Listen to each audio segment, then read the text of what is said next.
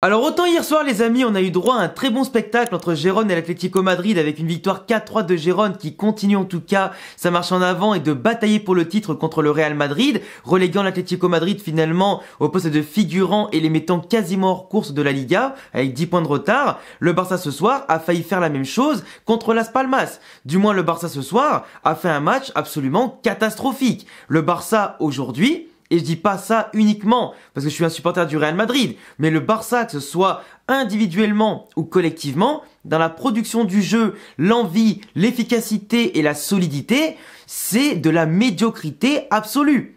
Un Barça aussi faible offensivement comme dans la construction, dans la domination et défensivement, c'est quand même aberrant.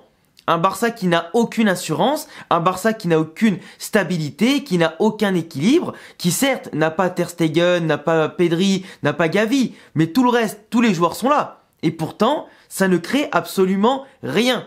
T'as des joueurs aujourd'hui au Barça qui n'ont rien à foutre au Barça quand tu penses simplement que Sergi Roberto est le meilleur joueur de l'effectif. C'est quand même un multivers que je pensais ne jamais voir de mon vivant au FC Barcelone. On a quand même aujourd'hui un Sergi Roberto qui porte cette équipe-là, dans l'intensité, dans l'engagement, dans ce qu'il peut proposer dans ses montées de balles et ses propositions, mais globalement, c'est pas suffisant.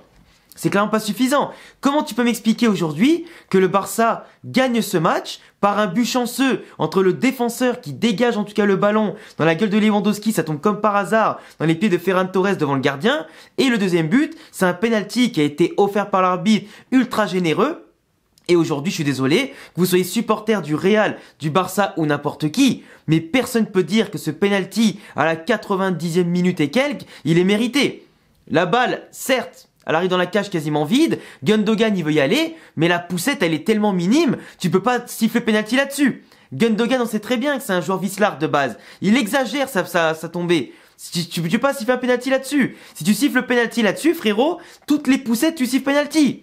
Là, à un moment donné, qu'il n'y avait plus de gardien ou pas, que le défenseur arrive de derrière ou pas, la poussette est trop minime. Et en plus de ça, le joueur prend un carton rouge. À un moment donné, faut doser, frérot. Faut doser. Surtout que là, au final, le Barça, gagne à la 92e et quelques comme ça. C'est quand même un peu, j'allais dire aberrant encore une fois. Mais finalement, le Barça n'a besoin que de buts chanceux ou de pénaltys offerts pour remporter une victoire contre une équipe courageuse de Las Palmas. Et puis voilà, au bout d'un moment, qu'est-ce que tu veux dire? Qu'est-ce que tu veux dire à part que ce Barça reste un petit peu accroché au wagon du Real Madrid et de Gérone, 7 points d'écart au lieu de 9 avec un match nul et 10 avec une défaite, mais ce Barça-là fait vraiment pitié. Franchement, ce Barça ne fait pas peur, ce Barça peut trébucher sur n'importe quel terrain de Liga aujourd'hui. Après, t'as des joueurs comme Lewandowski, qui sont l'ombre d'eux-mêmes depuis le début de saison, qui ont un downfall, mais absolument phénoménal, depuis quelques semaines, quelques mois, et qui montrent vraiment des lacunes techniques, d'efficacité, de renard et simplement de buteur, qui sont, mais compliqués. Quand tu vois que Ferran Torres, très critiqué par le Barça ces derniers temps, ces dernières années depuis son arrivée, qui est maintenant aujourd'hui dans la tête de Xavi, largement au-dessus de Lewandowski, au point que Lewandowski sort du terrain avant lui, c'est problématique.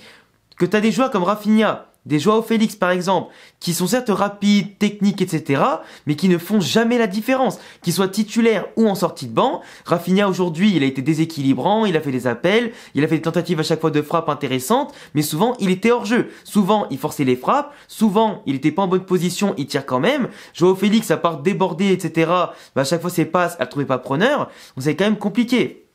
De l'autre côté, Vitor Roque, qui d'ailleurs a fait un match aujourd'hui simplement de 5-10 minutes, il a d'ailleurs joué un match de Liga avant Arda Güler quand même, qui est au Real Madrid depuis simplement cet été, mais globalement il a eu droit à 2 occasions et il les a pas mis dedans. Surtout une, vraiment devant le gardien, et une autre où il a forcé la frappe, elle est contrée, elle passe au-dessus, mais forcément il manque de rythme, d'automatisme et tout ça, mais n'empêche que pour ses premières minutes, il aurait pu faire la différence. Moi, en plus, j'avais dit sur Twitter que si le Barça reste encore à 1-1 et que lui, il rentre, c'est lui qui ferait la différence pour marquer. Bon, finalement, le Barça fait la différence par un Gundogan qui a fait un match catastrophique, mais qui s'est quand même rattrapé sur le penalty. Heureusement pour lui au niveau statistique. Mais Vitor Roque, notre dommage qu'il n'a pas fait la différence. Ça aurait pu être une belle histoire pour lui. Mais après, derrière, il n'a pas assuré ce côté goléador, il n'a pas encore rectifié cette ligne de mire en tout cas, qu'il aura sûrement au bout d'un moment avec l'habitude de jouer au Barça, d'enlever la pression et tout ça, et quand les premiers buts commenceront à arriver.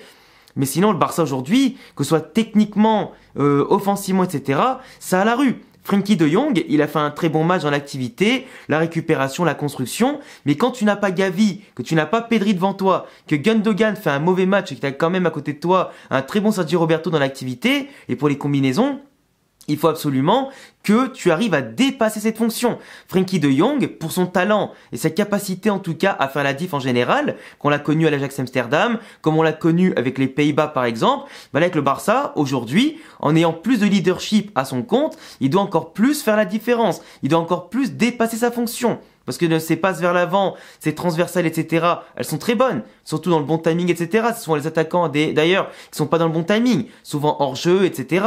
Mais aujourd'hui, De Jong doit faire plus. Que ce soit défensivement ou surtout offensivement parlant. Après, en défense, t'as Cancelo qui se blesse au bout de quelques minutes de jeu, même pas. On espère pour lui, bien sûr. Parce que moi, c'est un joueur que j'apprécie beaucoup, Cancelo, qu'il aura rien de grave à son genou. Mais globalement, le Barça se met en danger tout seul, perd des joueurs petit à petit de manière un peu bête, même si forcément une blessure comme ça peut arriver à n'importe qui, mais tu vois, l'intensité, elle est pas mise au bon endroit, au bon moment, et Cancelo, malheureusement, il a quitté ses partenaires, fait rentrer Christensen, qui n'a pas fait un très bon match. Araújo, j'ai trouvé vraiment aussi très emprunté, notamment sur les marquages, les interventions, etc., ce qu'il pouvait apporter aussi. J'ai trouvé un peu moins bon que d'habitude. Comment il s'appelle aussi, Koundé, un peu attentiste par moment également. Baldé, il a eu une bonne activité, notamment sur le couloir gauche, mais après ça, Baldé, au bout d'un moment, il est un petit peu à l'image de son début de saison, c'est-à-dire qu'il n'a pas cette efficacité, qu'il n'a pas ces qualités de centre qu'on l'a connu en tout cas surtout l'an passé, qu'il n'a pas ce côté avec ses accélérations décisives qui ouvrent des espaces, qui permettent en tout cas de jouer sur toute la largeur du terrain côté Barça.